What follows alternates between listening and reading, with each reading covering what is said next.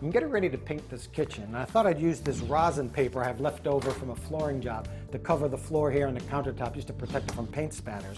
So I'm going to show you a trick of how to cut this paper without it tearing on you. First of all, you roll it out, as much as you need, and then we're going to use a utility knife to cut it.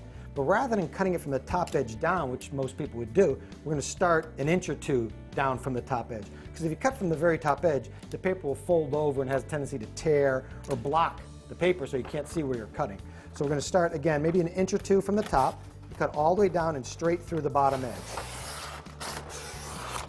There, just like that. And you can see because we didn't cut through, this top edge is held in place. Now you just tear it away. This technique works great for cutting anything that comes on a wide roll, including roll roofing, builder's felt.